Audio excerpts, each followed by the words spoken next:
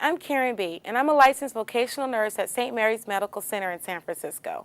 And I'm a proud member of SEIU, and this is Keeping It Real.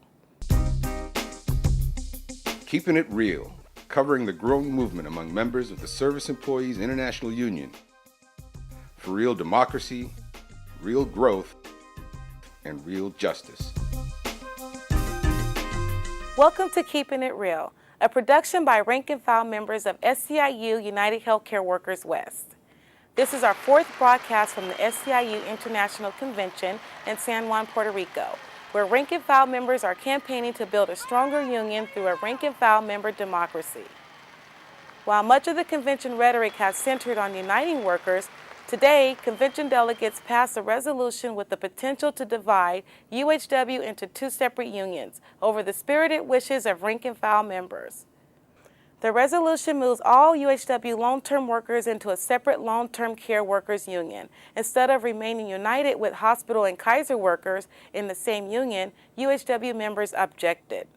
I move to extend the time to 40 minutes so this debate can continue, and also the people on the opposition can speak. And Andy, please don't call us negative. We're in lively debate. Yeah, thank you. Point well taken. I'm speaking on behalf of the people in my neighborhood who are long-term. I'm speaking as a steward, a grassroots steward who believes in democracy and debate and hasn't really seen a lot here. I'm looking at our union, our international, going from forward-thinking and progressive to regressive.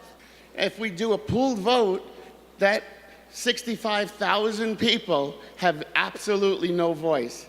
Like you say, Order in the hall. Go ahead, delegate. There's supposed to be one union, one healthcare union per state.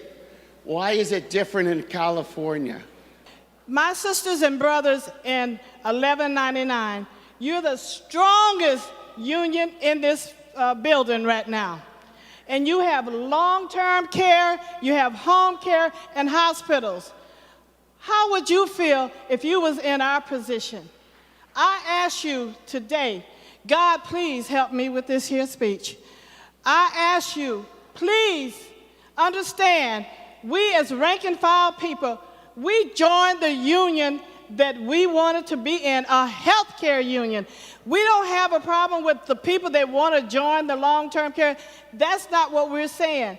But we at UHW want to stay in our healthcare union, and we feel like there's double standards being shown here today. And I ask and I beg you to please understand that we rank and file people should have a voice, not just the people on the stage and the presidents, but we as the rank and file people want our voices heard. 206A. Those in favor, order please. Those in favor of 206A, please stand. Thank you. Be seated. Those opposed, please stand. The motion carries and is so ordered. With the convention theme being Justice for All, we ask members to reflect on that theme versus the reality of what's happening at the convention. Democracy means to have a freedom of my own choice, my own voice, and choose my own. I don't want to be told by anyone else what's good for me. So real democracy is to listen to all the opinions and voices of the memberships, and one member, one vote. Real justice for all, to me, would mean including everybody and having a dialogue and getting everybody involved. The employees that are being impacted by the conditions that are being bargained for, whether the working conditions of fringe benefits, have a direct voice in the negotiations. Estamos pagando nuestras cuotas. I pay dues just as much as everyone else in this convention. And what makes me more angry, is more sad, is that I am paying dues to come here and be trampled on and humiliated and not listened to. Seamos pisoteados por todos. Next, we turn to our member correspondent, Lisa Tomasian, as she speaks with Anita Wiltz and Winona Spears. Thanks, Karen. We're here today with Anita and Winona. We just left the convention floor. Anita, could you give us your reaction? It's hurtful. It saddens me. It's, it seems incredible. How could it have come to this? It's ridiculous. Winona? It is a sad day in the world of the Union for Health Care. I am extremely disappointed. Together, we are strength. We're strength in numbers. We're a family. How can they do this to us? Healthcare people should stick together. Great. Anita, how have you seen having long-term care workers and hospital workers united? How have you seen that as a strength? Power in numbers. However, relating back to a personal incident, last year, a new company came in and bought us out, destroyed our contract, obliterated our contract. We pulled together with our home care, our hospital division, nursing homes, clinics. We all came together. We all marched on the boss. Political arena, the boss finally decided to, 11th hour, 59th minute, color purple. They couldn't deal with it. They had to give in. And we're all healthcare workers. Yes, united. United we stand. Divided we shall fall. Either of you or both of you, how do you perceive this resolution as justice for all? It is not justice for all. When you talk about justice for all, in justice for all, you're able to speak for yourself. You're able to advocate for yourself. You're able to be involved in the bargaining process. You're able to be involved in the union itself. There's no way it can be justice for all. It's justice for some. Having the right to, we have worked so hard to have a right, to have a voice. It's like somebody stripping you of an inalienable right. Even the Constitution says we have a right to voice our opinion. How can somebody just come in and take that away from us? Justice for all in this campaign that they're talking about is justice for some. I, for one, do not want anyone to advocate for me. Anita? Okay, if we know that we have our brothers and sisters behind us united, gives us power in numbers. We won't have the little voices, we'll have the big voices. The bosses will realize that, okay, these people need to be reckoned with. They want to come to the bargaining table. They want to have a voice. They want to sit across from us and get their points across. And if you split us, divide us, that's going to be an easy way to conquer us. And that's not justice. Yeah, we don't want to be divided and conquer.